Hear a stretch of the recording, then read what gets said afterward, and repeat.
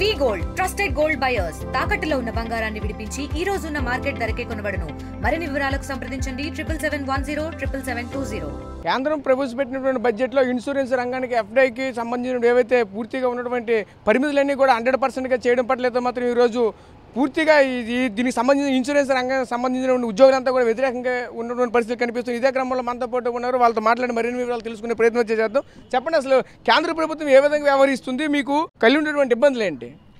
మొన్న నిర్మలా సీతారామన్ గారు ప్రవేశపెట్టినటువంటి బడ్జెట్లో ఇన్సూరెన్స్ రంగంలో ఎఫ్డీఐ పరిమితిని ఇప్పుడున్న 74% నుంచి 100%కి పెంచుతామని చెప్పి ప్రకటించారు.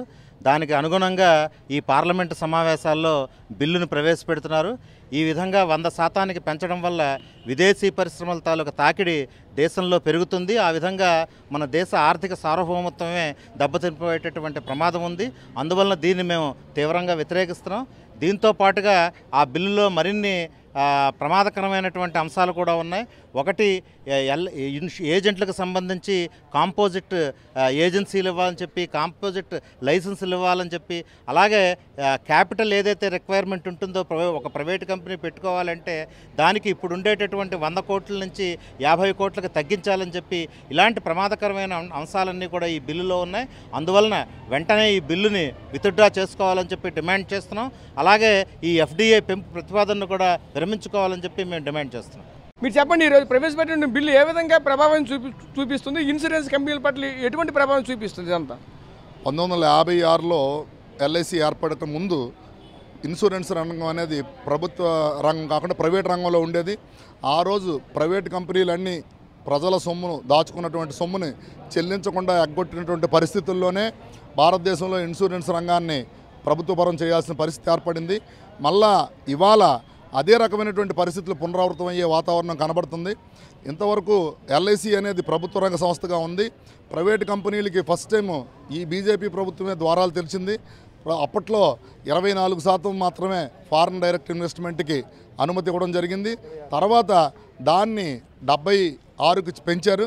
ఇప్పుడు పూర్తిగా 100% విదేశీ ప్రత్యక్ష పెట్టుబడులకు అనుమతి ఇవ్వడం వలన మన దేశంలో ఉన్నటువంటి కంపెనీలతో ప్రమేయం లేకుండా డైరెక్ట్గా ఫారిన్ కంపెనీసే ఇక్కడ ఇన్సూరెన్స్ కంపెనీలు ఓపెన్ చేసుకునే వెసులుబాటు ఈ బిల్లు కనుక పాస్ అయితే వస్తుంది.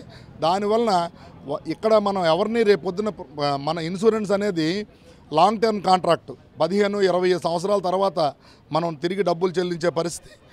రేపొద్దున ఇక్కడ ఏర్పాటు చేస్తున్నటువంటి ఫారిన్ కంపెనీస్ మధ్యలో వాళ్ళ తలుపులు మూసేస్తే మన డబ్బులు తిరిగి మన ప్రజలు ఎవరైతే దాచుకుంటున్నారో వాళ్ళ యొక్క క్లెయిమ్ సెటిల్మెంట్ చేసే పరిస్థితి మనం ఎవరిని అడగాలో తెలియని పరిస్థితి ఏర్పడుతుంది. కాబట్టి మనం ఈ దేశంలో ఉన్నటువంటి ప్రజల యొక్క పొదుపుకు రక్షణగా ఫారిన్ ఇన్వెస్ట్మెంట్ రాకూడదనేది ఆల్ ఇండియా ఇన్సూరెన్స్ ఎంప్లాయీస్ అసోసియేషన్గా మా ప్రయత్నం.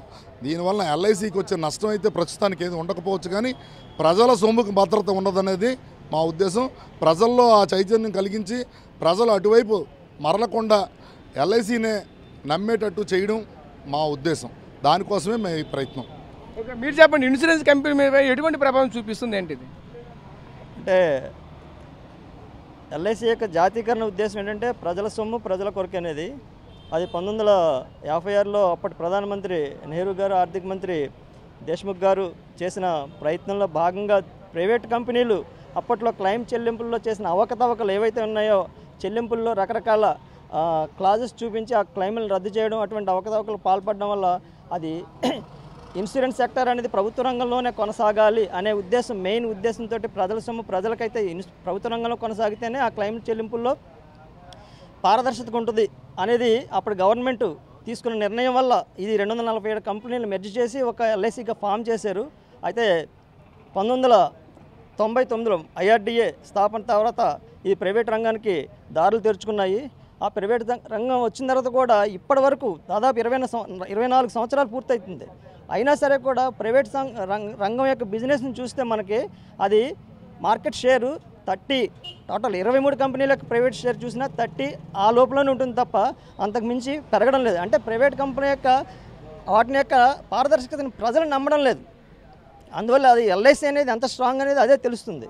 అయినా సరే కూడా ప్రభుత్వం తన ప్రయత్నాలు మానుకోకుండా 26%తో మొదలుపెట్టి 49కి తీసుకొచ్చింది, 49 నుంచి 74%కి తీసుకొచ్చింది.